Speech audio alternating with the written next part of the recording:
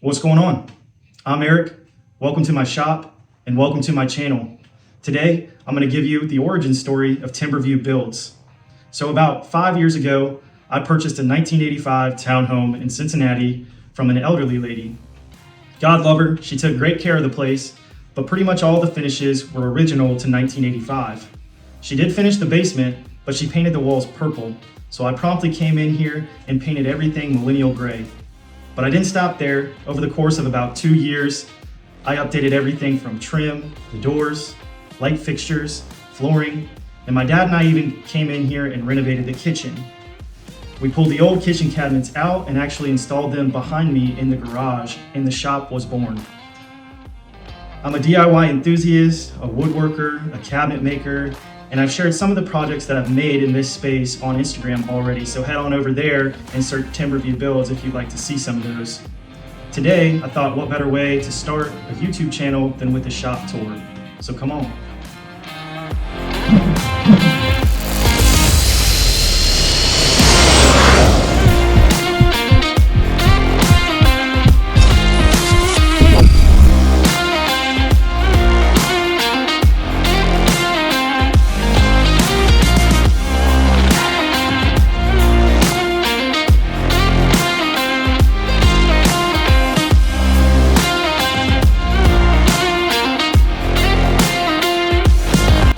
Alright, we're standing at the back of my garage at the OG miter station. As I mentioned, these cabinets were actually in the original kitchen of my townhome.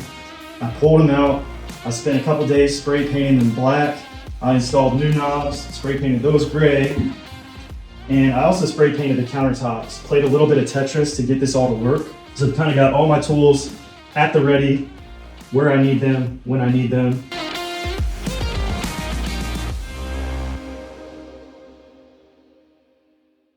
The first miter saw I bought was the Ryobi 10-inch sliding compound miter saw. It angles both ways and bevels one way. It's a great beginner saw, but over time I noticed the one drawback to it is the sliding bars that come out the back, which obviously limits your support space, especially if you're setting your miter station up with a regular depth 24-inch countertop. Which brings me to this bad boy. This is a Makita 12-inch compound sliding miter saw, and the key difference between the Ryobi and this one is the sliding bars, which actually come out to the side of the saw blade. So as you can see, while this is a much beefier miter saw, I actually get way more capacity on either side. So I've been using this miter saw for a couple months now, and while I absolutely love it, it's super capable, it cuts like butter, it miters 60 degrees to both sides, and it's super compact for being such a beefy saw. There's one major drawback, which is actually the factory dust collection, which uses this thin hose to connect the dust boot behind the fence to the dust boot behind the blade. And because this hose is so thin, I noticed when you hook it up to your shop vac, the dust collection straight from the factory is pretty mediocre. So I knew I had to come up with a solution, which was essentially to ditch this small hose and replace it with some 2-inch hose directly to each boot. So I noticed when I kind of made that modification that the dust collection significantly improved.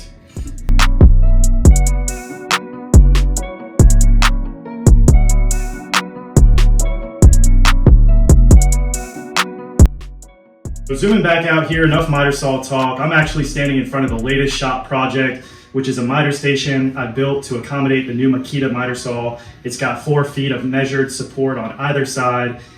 It's got drawers that I'll eventually build in here, and it's also got doors which have a tinted plexiglass middle panel. The idea with that is I wanted the middle panel on these to be somewhat see-through because it houses my Milwaukee pack-out storage, which I think looks pretty cool just visually. I like being able to see the storage through the tinted plexiglass. Behind the miter station is 16 feet of cleat wall, where I built various custom storage solutions. I've got my battery pack, I've got my clamp storage. I built these 4-inch hose holders to help me run my dust collection hose, and we got wood storage up top. I want to spend a few seconds talking about dust collection. I've got my 1 horsepower Delta dust collector in the corner over here. And let me tell you, this thing sucks in a good way. So I've got this plumbed for 2 blast gates, one plumbed directly to the Makita miter saw, and another which connects to the 4-inch fittings throughout the shop. There's one on the table saw, there's one on the planer, and there's another one on the router table.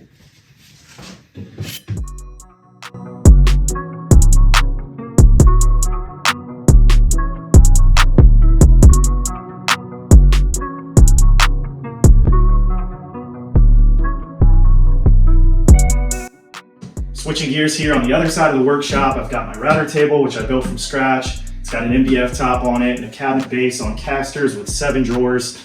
In the middle here, there's a DeWalt 6-speed router that's hooked up to a Rockler router plate in T-track on the top, custom fence for it, the automatic stop-start, a built-in dust collection on the back as well, which makes it great. Got my trash can for scraps. And then moving on over here, I've got my DeWalt contractor saw. This has been great because it folds up in a small shop. When I'm not using it, I can just move it out of the way. I built a crosscut sled for it. This is just a standard crosscut sled. There's all kinds of tapes for it on YouTube. This one measures 21 inches on the left side, and I think up to 12 on the right side. I've got a couple stop blocks for it. This has been great because I found that it can be more accurate than the miter saw and more repeatable as well. So for the most part, this table saw has got it done. We've also got cleat wall on this side, a smaller section, got the TV, some storage for some dust hoses, and I've also got my Ryobi electric pressure washer mounted over there. The last thing I want to share in the garage workspace is the above head scrap storage. I built custom shelving units that sit on top of the ceiling mounted storage rack that make it so much easier to find that one perfect piece. I never realized how much time I wasted sifting through scrap piles for a scrap piece, whereas now I just pull out the step stool and usually I can find it within a matter of seconds. So with that, come on inside for one last surprise.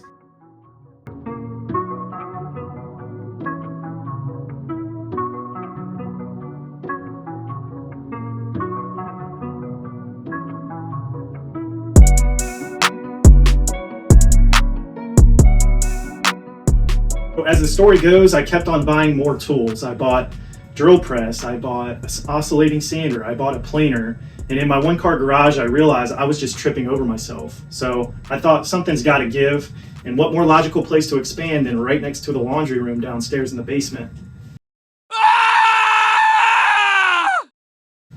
So down here, I ended up putting in a second router table similar to the one upstairs. It's got a Rockler router plate and a custom fence.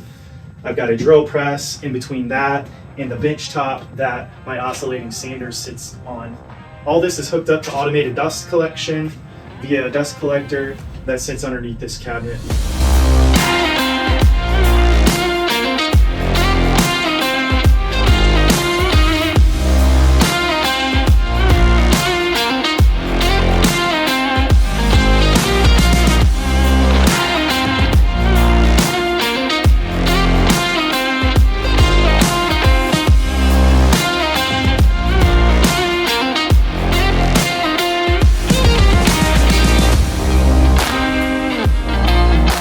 That's going to do it for the shop tour. I hope you enjoyed it. If you did, like the video and subscribe to the channel. You don't got to go home, but you can't stay here. We'll see you next time on Timberview Builds.